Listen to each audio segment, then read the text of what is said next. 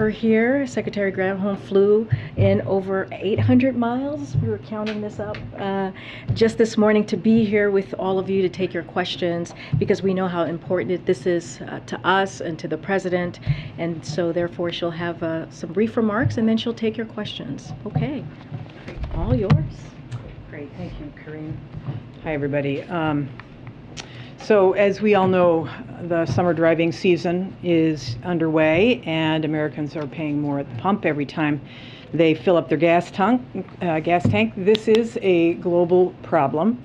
There are two causes for it, which these high prices derive from. One is, of course, Vladimir Putin's war in Ukraine.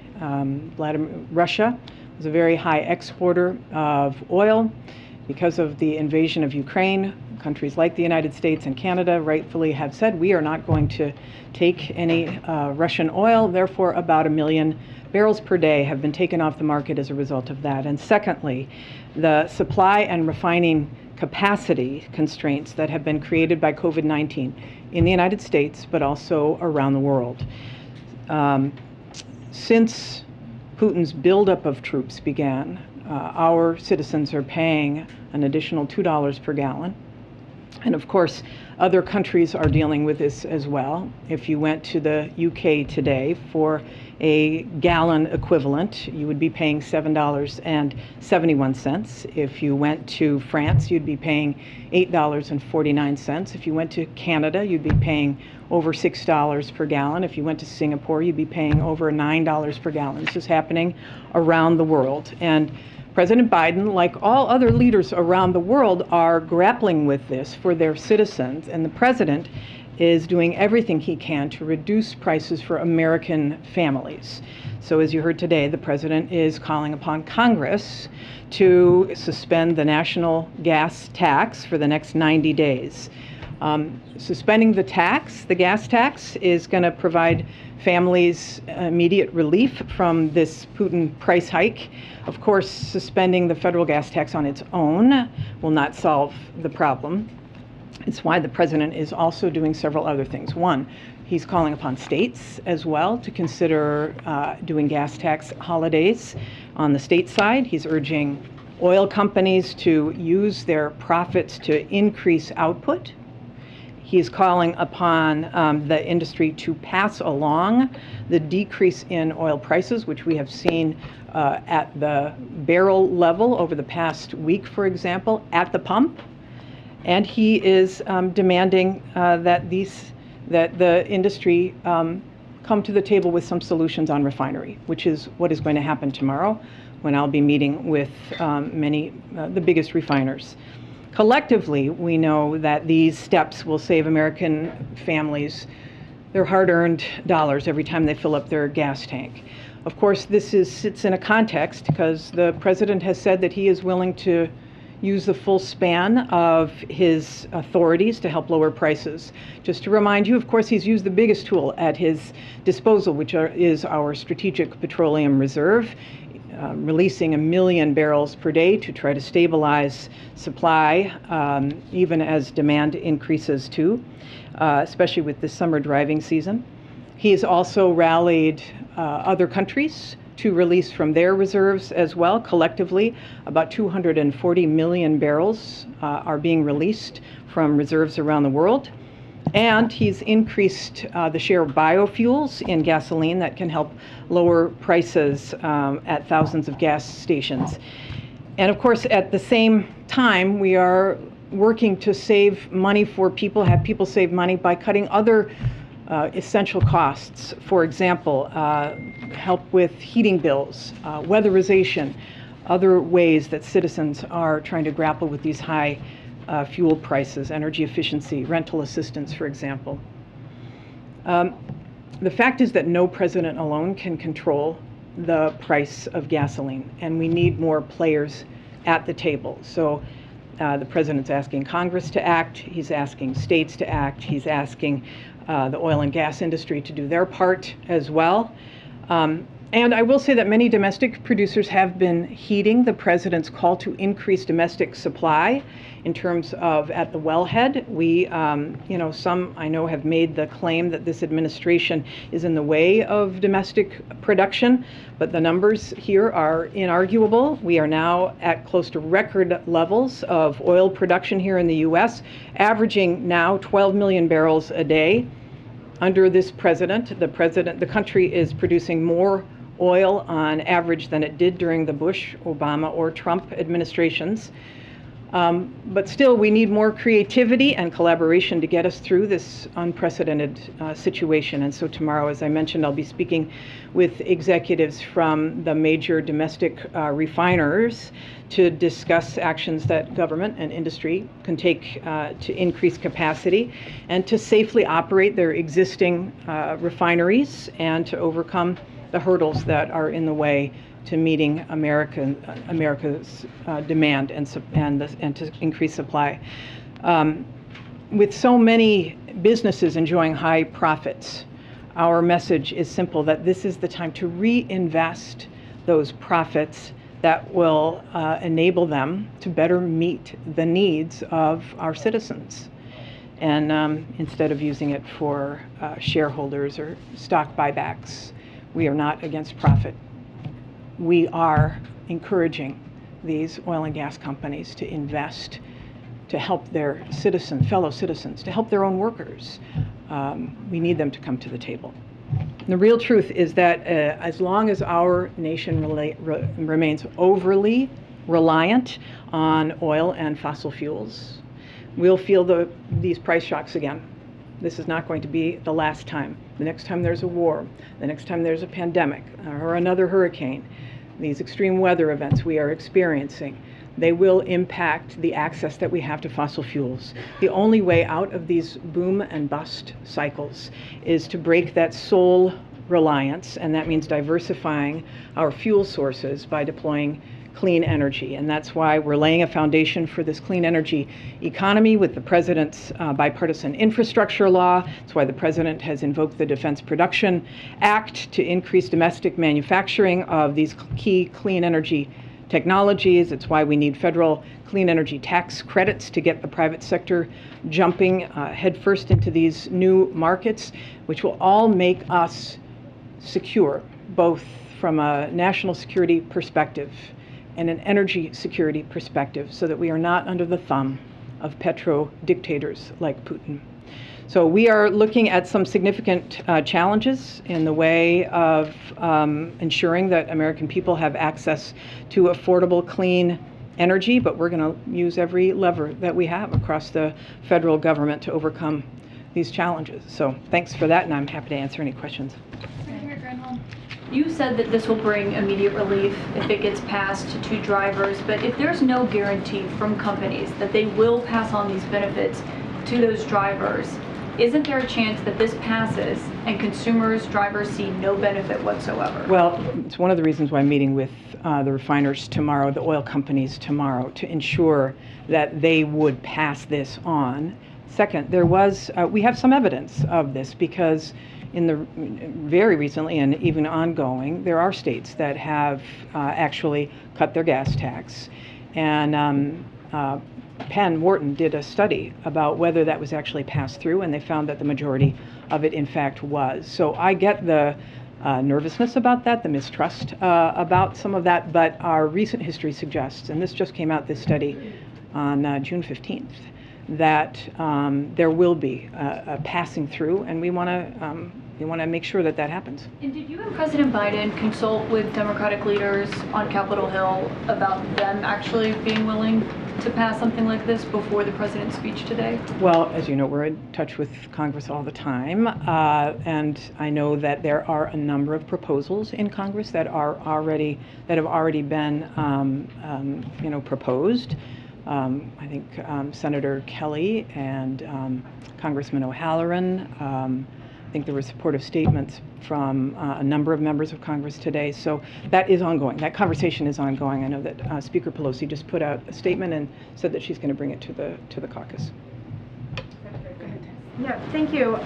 So if in this meeting tomorrow the refiners don't play ball or are not responding in a satisfactory way, what is the administration prepared to do? What emergency powers is the administration prepared to use? What's the next step here? Yeah, let's just take it one step at a time. I believe that we are going into this to have an earnest conversation with them about what it would take.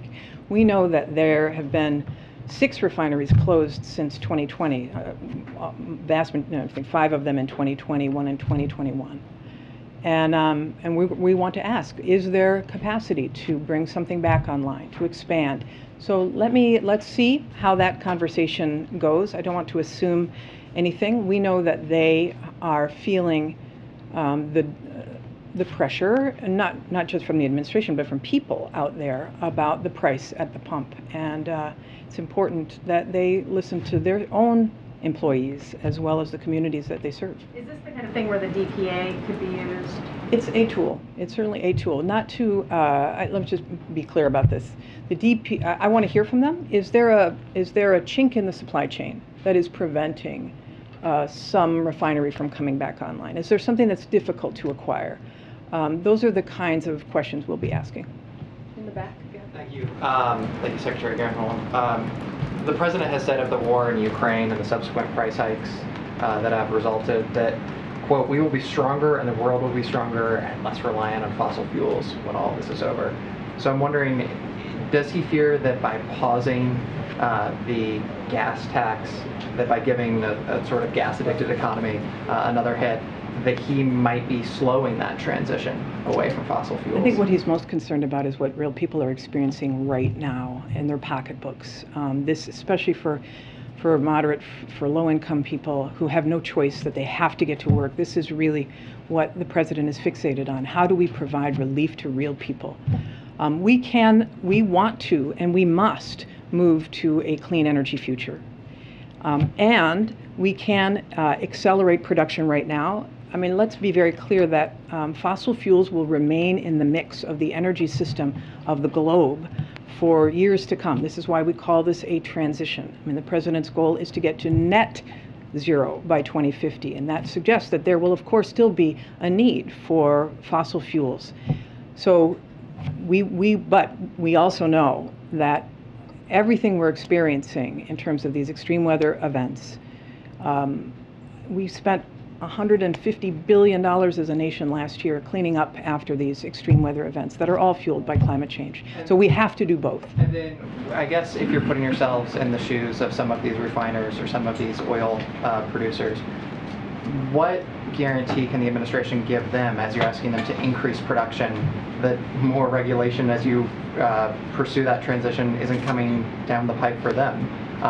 As you're asking them to we're asking them to increase supply. We're not telling them we're going to increase regulation on them. We are hopeful that they will see the opportunity of investing as well in this clean energy future. In fact, a number of these refineries have transitioned to biofuels, and that's good. We want to see them be part of this clean energy future as well. So we want to build more energy. We want to build clean energy, and we know that ultimately that's where our security will lie. Thank you, Secretary. Secretary Granholm, you and the President have framed this war in Ukraine as the primary driver of the spikes in energy costs. That's the largest contributor to overall inflation. But the Fed chairman was on the Hill today, testified, he was asked a question, is the war the primary driver of inflation? And his answer was no. How do you square that? Is he wrong? I didn't hear what he said on that, but I think most people acknowledge that the price of fuel is a big driver of inflation. And in fact, they've put large percentages on it. And so we know that the war in Ukraine having driven up the price of fuel because it crimps supply. It's a total supply and demand question. We've got to make up for the million barrels per day that have lost. We will have a demand problem when China opens up after COVID. There will be additional upward pressure on supply. This is why we need, not just in the US, but we need globally more supply brought on board. And His full quote was, no, inflation was high before, certainly before the war in Ukraine broke out. Well, I think most would say that the price of fuel has exacerbated inflation. And is there any concern that this gas tax holiday will increase demand and then thereby increase inflation? Some economists and analysts have been raising that. Yeah, I understand that, and I also know that this president is focused on costs for real people as well, and this cost of gas is the most tangible, most real for people at the pump. So he wants to do everything. He understands the importance of it. He's very concerned about inflation, obviously. It's a top priority. And he's also concerned about this price at the pump, and he's going to do what he can to resolve that. Secretary Granholm, thank you for being here. Senator Manchin said he's not yet a yes on this. Steny Hoyer said he's not sure that they have the votes to pass this. Why is the president proposing something that doesn't have the support of Democrats yet? Well, enough I mean, support to pass. This is a conversation, right? So that conversation is ongoing, and I know that those Democrats are also concerned about the price their constituents are paying at the pump, and Republicans are as well. I mean, that is the issue. So hopefully, you know, in the past, Republicans have introduced a gas tax holiday, and there's no time that's more acute than right now. What is the strategy to get it passed? So the president obviously making this announcement ahead of the July 4th holiday. What is he going to do to get those Democrats and Republicans on board to pass this, and how does he respond to the criticism from some Republicans that this is a stunt because he doesn't have the votes? Well, he's going to be having these conversations with Democrats and Republicans. I would hope that both sides of the aisle are listening to their constituents about getting relief. I think the citizens will be the loudest voice in the room. Okay, you had a question? Yes.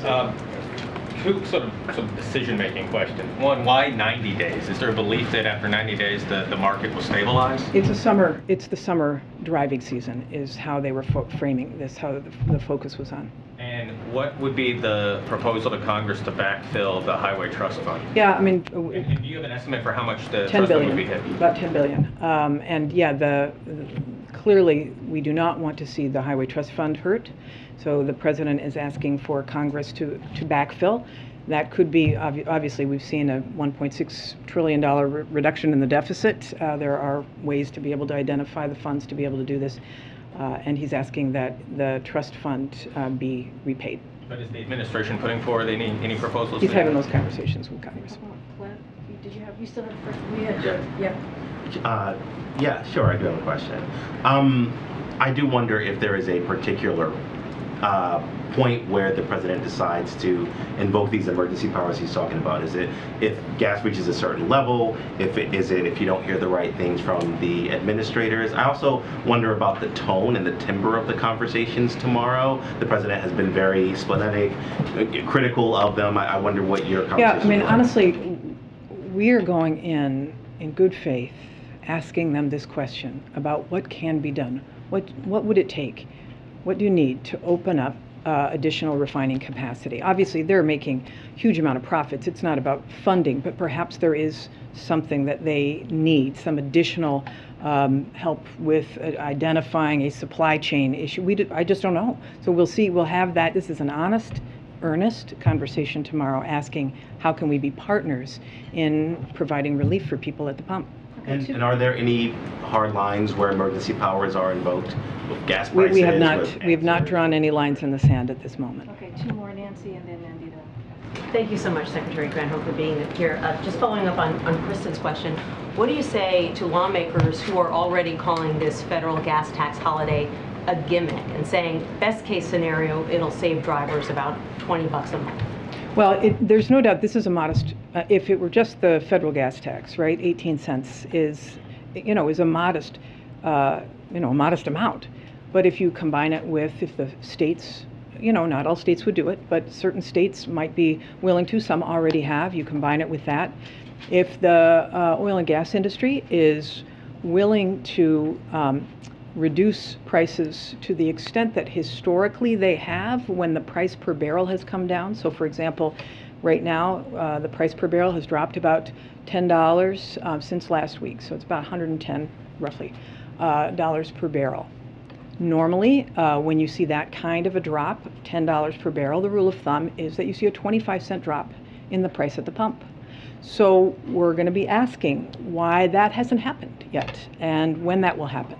So there could be some much more significant help.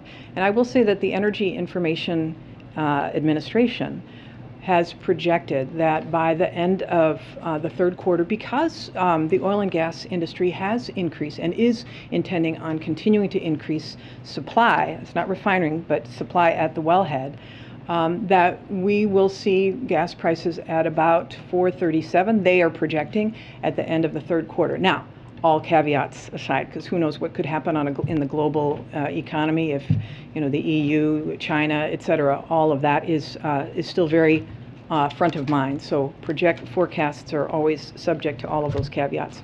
But we're hopeful that we will start to see this come down, and this is one step in that direction. Last question. Thank you. Thanks, Corinne. Just a quick question on refining capacity, especially when we're talking about sort of asking refiners to produce more. That sort of takes time, right, Secretary? I mean, it's more sort of, appears to be more of a medium-term solution. According to you, how much of an impact do you think that will have immediately on gas prices? Well, this is the question to ask them. I mean, obviously building a new refinery is a much longer strategy, right? But there have been refineries that have been announced to be closed. There are some that have recently closed. What is the capacity? These are the questions. What is the capacity to bring some of that, and what is their capacity to bring more capacity online? These are the questions that we'll be asking. And a quick one on, some of the industry participants who are expected at this meeting tomorrow with you are expected to talk about sort of urging the administration not to ban fuel exports, and that is something that we're reporting from sources. I'm just sort of wondering what your response to that would be if such a demand is made, and, are you considering such a decision in the first place? Yeah, I will say this, there have been an awful lot of solutions that the president has been considering since the war began, since these prices started to jump up.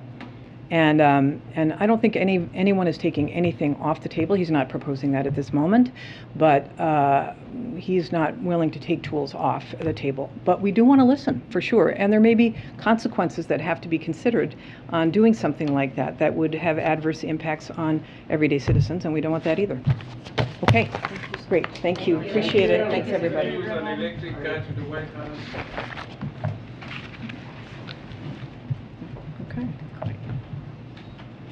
Okay, just have one thing at the top and we'll take your questions. 175 million Americans hold at least one credit card, and in 2020, credit card companies charged customers $12 billion in penalties, including billions in late fees. Today, the Consumer Financial Protection Bureau announced that it is taking a first step to review excessively high late fees, including how these fees are affected by inflation and how they contribute to credit card companies' profits. Americans deserve transparency and a little more breathing room in their family budgets. This is just one of the ways the Biden administration is going after excessive fees that companies use to hide the true cost of products. From airline tickets to high-speed internet service, agencies are taking action to make prices clearer up front so that consumers can save money by choosing the best deals for them. And with that, Josh? Thanks. Two subject areas. First, we heard the president today say what he would like to see Congress, states, and companies do on oil production. What is the case that he is making to Saudi Arabia and the Emirates for increased production ahead of his visit? Should we expect the rest of the world to kick in more supplies than they have committed to already? Well, as you know, the president's going to be going to the Middle East next month, and there's going to be an array of subjects that they will be discussing. He's going there at for the GCC +3. Saudi Arabia is clearly hosting that. Middle East is an important part of the region. They're going to be talking about, yes, energy security, but a whole host of other things, including a way to make peace, national security.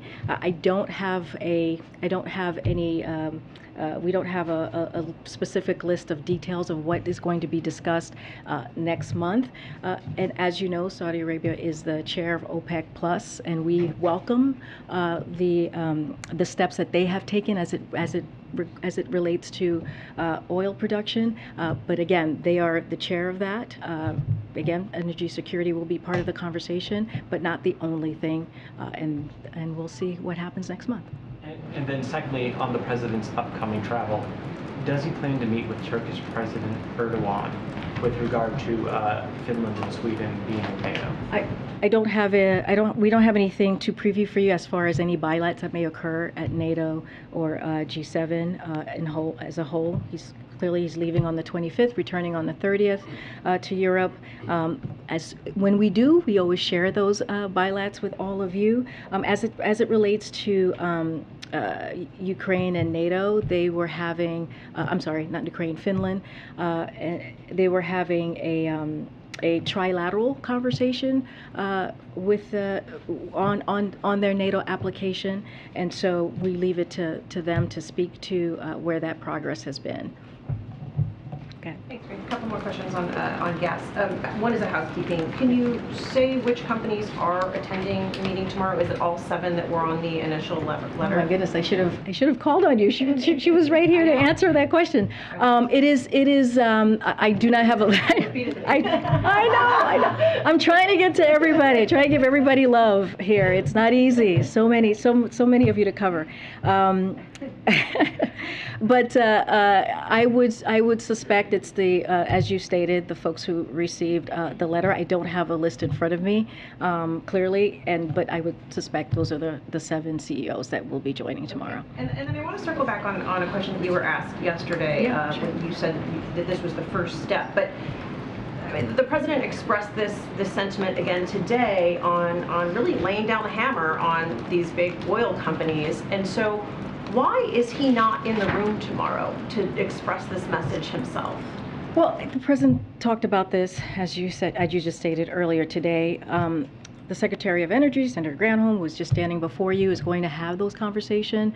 And what we want to see is a solution, come up with ideas. There will be representatives from the White House who will be in the room as well. So that will be happening. And, the hope is that there are ideas that come out of this. There's some resolutions, some solutions that come out of this. And so we have to wait and see how that goes. But that is the first step. The second step, as I said yesterday, is hopefully to come up with some ideas and how to move forward and how to bring up their capacity, because that's what we're talking about here. Because we have the crude oil. The crude oil is there.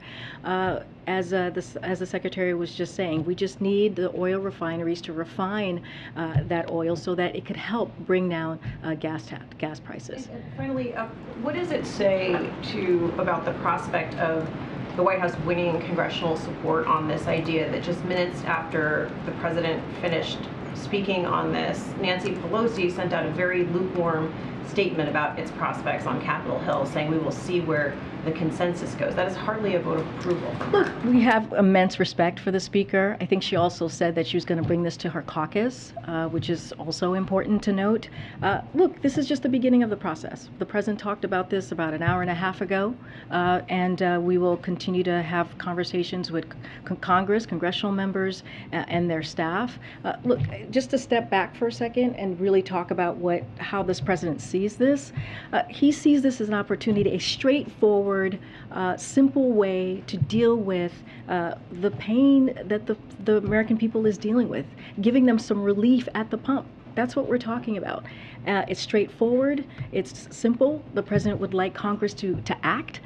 We're talking about 18 cents per gallon, which is going to go a long way. If you look at the average of states, that's 30 cents. Just looking at those two things, that's almost 50 cents.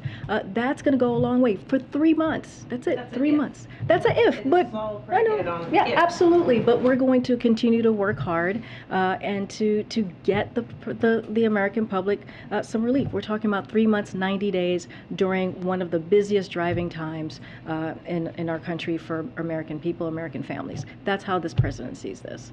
Okay, I'm going to call on folks. Go ahead, Steve. Thanks, Karine. If we have time, I'll come. If we have time, I'll come back. I just want to make sure Absolutely.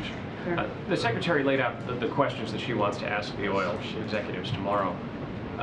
Is there a working theory that the administration currently has as to why the oil companies have not already increased their refining capacity? You know, there's no working theory on our part. What I can say is, let me just lay out some facts here.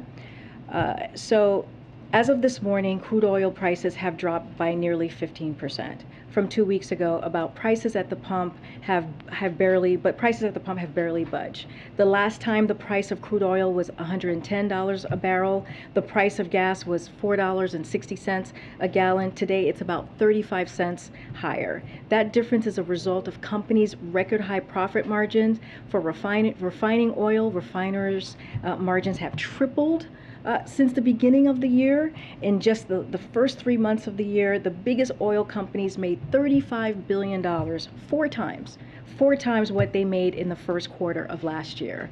So they would have to speak to that themselves as to why they are not bringing up their capacity, because again, the crude oil is there. We need them to refine that oil so that we could bring up the capacity, and so therefore the gas prices could come down. That's what we're asking them to do. The conversation will happen tomorrow with Secretary Granholm. There will be White House officials as well in the room with her, and so they'll have that conversation, and hopefully we can get to some solutions and some ideas. The Secretary spoke about creativity. Do you have any sense of what she meant by that? Well, we'll hear from them directly. She'll hear from them directly about what ideas that they might have to get their capacity up. Go ahead. This topic of a tax break has been out there for weeks, if not months, and you're just talking now about starting the conversation. Why is it just starting now? I mean, look, this is something, you know, the president talked about this even on Sunday, so some of you who were there with him, and, you know, for him, he wanted to make sure he looked at the data, he wanted to make sure he spoke to his economic team, and it was just an important piece of it, but I do want to take a step back. If we look at the last several months, if we look at what has happened during the time that Putin amassed his forces along the border of Ukraine, we have seen gas prices rise by $2 per gallon. That is just the facts. That is what we have seen, and the president has taken historic action. So yes, it's been a couple of months, but he has taken action. He has not just been sitting around waiting to make a decision on this. He's taken action on the Strategic Petroleum Reserve, where we're seeing 1 million barrels of oil per day. That is happening. The ethanol 15, which is our homegrown biofuels,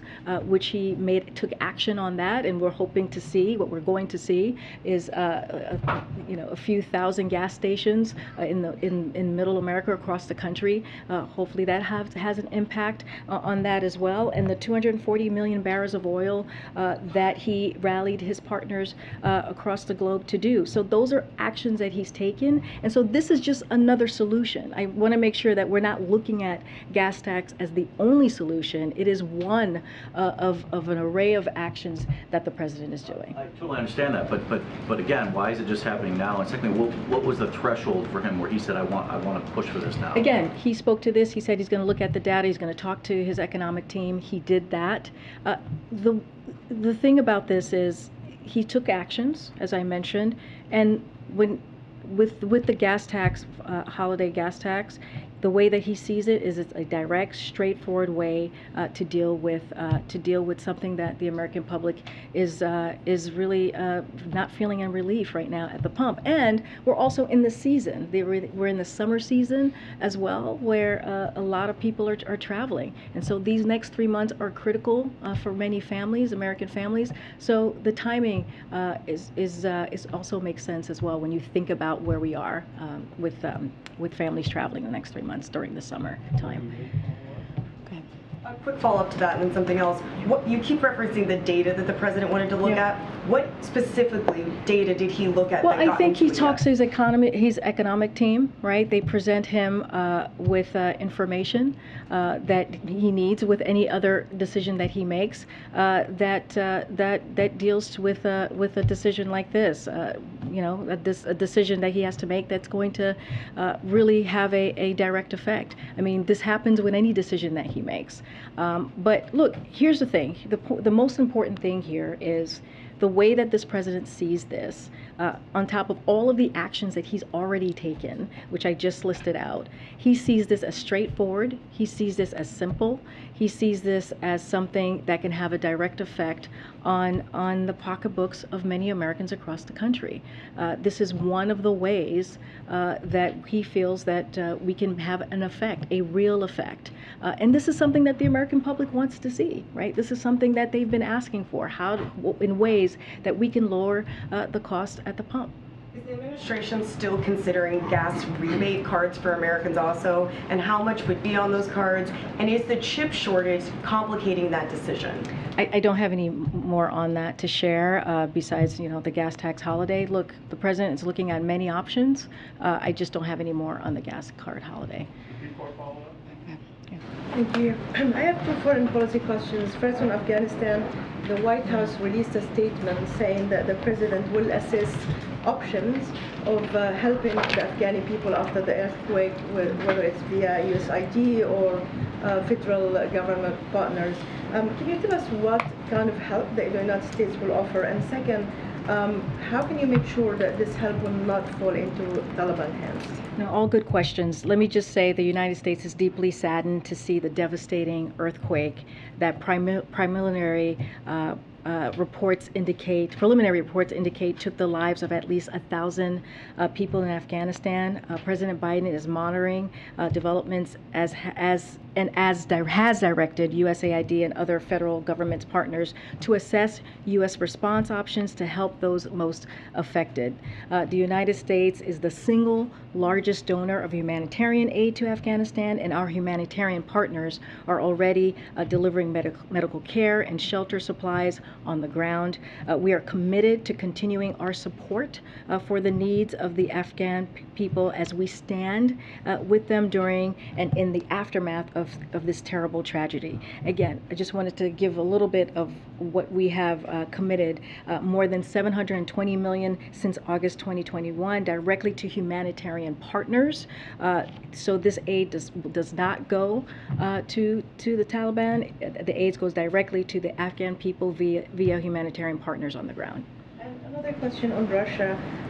The Russian government spokeswoman said that the United States is destroying, what she called destroying, bilateral relationship that already are in lamented state. And she's accusing the U.S. of not allowing Russian planes to pick up Russian diplomats and their families from here, and insinuating that they might do the same.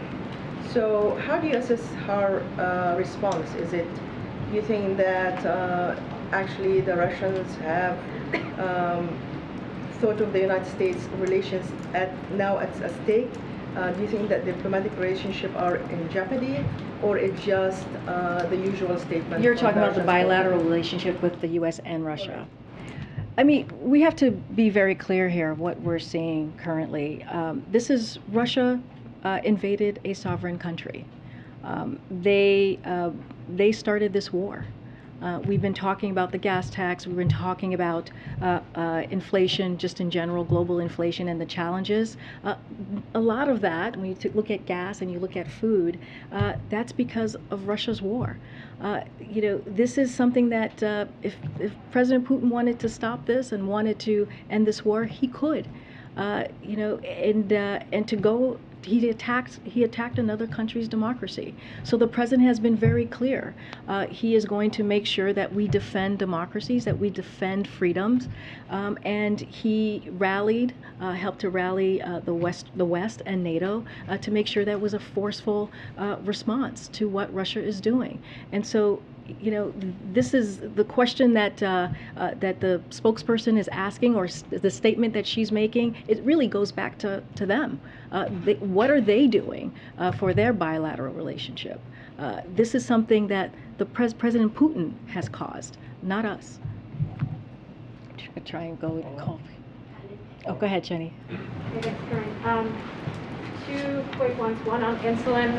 Senator Shaheen and Collins introduced a bill today, and I'm wondering if you're involved in that, supporting it, or are you negotiating something separate on reducing the price of insulin, which the president talks about a lot, with Manchin and Senator Schumer as part of a broader reconciliation package? So on that particular piece of legislation, I would just have to go back to the office, our Office of Leg Affairs, to get more information to provide to you. So I just want to make sure I get that right. As you stated, the president has talked about insulin, the importance of bringing down price and cost for families.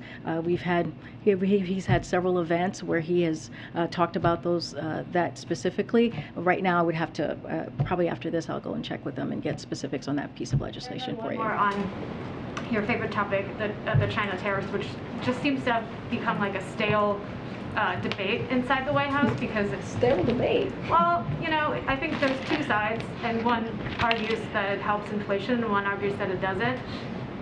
Can you give us any sense of like where the president is coming down on this? Because you guys are deliberating your decisions for a long time, and you know, if it does help inflation, if he does support that view, then why not? Well, no decision has been made, as you just stated. He's been discussing. The president's been discussing this with his team. We just don't have anything to share at this time. No timing. No timeline. Decision hasn't been made. It's being discussed with the team. Go ahead, Zola. Thank you. I had a question again about Afghanistan, but on the humanitarian parole program. CBS had some reporting a couple days ago that showed that for those Afghans that are applying for parole remotely from still Afghanistan, that 90% have been denied, 90% of some 5,000 applicants at this point. Is, in the White House's view, is that program, which President Biden pointed to as really the main relief program for those that aided military officials, is that program working as it should be? So we are aware of the report. We are reviewing it at this time. So we're not yet we're not ready to speak about it publicly, but I do want to give a little perspective as you're asking about how this works. So the report outlines our efforts under the humanitarian parole process, which is separate and distinct from the refugee process. As you know, Zolan, I know you've followed this closely. Humanitarian parole has strict criteria that requires applicants' protection needs to be so urgent that they are unable to wait a while on an application to receive protection via U.S. refugee admissions in process. The refugee process is typically how such applicants relocate to the United States. So that's one piece. But also, it requires applicants to leave Afghanistan before completing the mandatory screening and vetting. The vast majority of Afghans applying are still in Afghanistan. So that's kind of the confusion there. So we are proud to have welcomed nearly 80,000 Afghans to this country through the Operation Allies Welcome, which is an unprecedented historic effort and more than any other nation. We continue to welcome additional Afghan allies and vulnerable Afghans, and will do so over the coming weeks and months. The State Department is also actively assisting eligible individuals to leave Afghanistan. In fact, we recently set up a processing hub in Qatar to process eligible Afghans for special immigrant or refugee status. But we are going to review the report. I can't speak to that right now, but I just wanted to make sure we gave you a laydown. What was in CBS? Yes, we're reviewing it. Okay, because that was based off data released by USCIS as well. Again, I'm just telling you that we're reviewing it, and then we'll get back to you on that. One more refugee question too. The administration committed to admitting 100,000 Ukrainian refugees. There were USCIS officials that recently released data that showed the U.S. admitting Ukrainian, not just refugees, but also asylum seekers at the border. My question is, does that 100,000 commitment for 100,000 include those who cross the border? Let me get information for you on that. So I can get an update on that particular program, and we can get some breakdown and get back to you on that piece. Okay, hold on. Let me see. I already called on you. Go ahead, Karen. It's great. No, I can't call you and not call them. I feel like it's a classroom. Go ahead. Two questions on COVID. First, if you could just give us a status of where things stand with talks with Congress on funding and what the administration's planning is right now for funding for testing in the fall after the funds were diverted from that. So you know, as you know, the virus has not been waiting for Congress to act, and we have been clear that a lack of funding would force us to make hard decisions, including last week by having to pull funds from essential response needs like testing capacity for some of our urgent needs for vaccines. When we notified Congress of pulling funds early in June, we made clear to Congress the continued need for additional funding. The consequences we have long warned of are real. Our fight for COVID funding is active and regular and robust because COVID, as we all know, is not over, and we risk even more severe and lethal consequences for American people if we do not secure this funding, even if members of Congress may think otherwise. And so that was your first part of your question. And what was the second part of your question? The second part is last week during a hearing, one of the Senate Republicans who's been supportive of approving the funding request, Mitt Romney, was expressing frustration at the request now after that funding had been diverted. He had said for the administration to say they could not purchase these things and then after several months divert some funds and then purchase them is unacceptable and makes our ability to work together and have confidence in what we're being told very much shaken to the core. I mean, is this process now sort of spoiled because of the way the administration had done that with that funding? Is there any prospects for this funding to actually get through Congress now? So just to respond to what Mitt Romney said, look, if you go back to January, we've been working with members of Congress, whether it's a Democrat or a Republican, on funding needs for the COVID response. We have been very active in doing that since then. We've hosted countless briefings, conference calls, shared more than a dozen funding tables, all in a bipartisan basis. And these engagements, it has had full account of every dollar that has been spent and allocated on the COVID medical response, and a full accounting of the entire American Rescue Plan, which goes well beyond the direct medical needs. So we have been above and beyond. We have been transparent. We have broken down how we have been spending the funds. We've been doing this for several months. And so the bottom line is every day that Congress fails to act puts us further behind behind other countries in securing that COVID response funding and the resources that we need. And so, again, we have been transparent. We have laid things out. We have had a 385-page document that I know Jen came out and shared it with all of you. And so this is incredibly important. We need Congress to act. We need Congress to move, and we need Congress to act. Thank you. Lawmakers serving on the January 6th committee are getting security details. We've had Supreme Court justices give threats. Is President Biden going to do anything to address these growing threats of violence against public figures? And have there been any security changes here at the White House, given that we're seeing threats on the rise? I can't speak to any security changes here. You guys are here every day, so you see for yourselves. Look, the president has spoken against the violence that we have seen, and the threats, the intimidation that we have seen against Supreme Court justices. He's been very clear. It is inappropriate. It should not be part of our political discourse, and he has condemned that from himself, and also he just recently signed the security funding that's going to be for the Supreme Court justice. He signed that this past Thursday. Karine, on the dual use, could you address the dual use that it's going to be banned by the FDA? Say that one more time. I'm sorry. There are reports today that the FDA is preparing to ban Juul, which is an extremely popular e-cigarette that's used by millions of people, primarily young adults, to stop smoking cancer-causing combustible cigarettes. Is that true? And if so, is the president involved in that decision making? I would refer you to the FDA. I don't have anything for you on that at this time. Go ahead. Two questions, one foreign, one domestic. I'll just follow up on the violence we're talking about. As we get closer to the Supreme Court decision on Roe, there's a group that has been distributing flyers around Washington, D.C., but also across the country and also online, called Jane's Revenge, that declares there will be a night of rage, looting, burning, rioting if Roe is overturned. what message does this White House have in advance of that ruling as we get closer to it?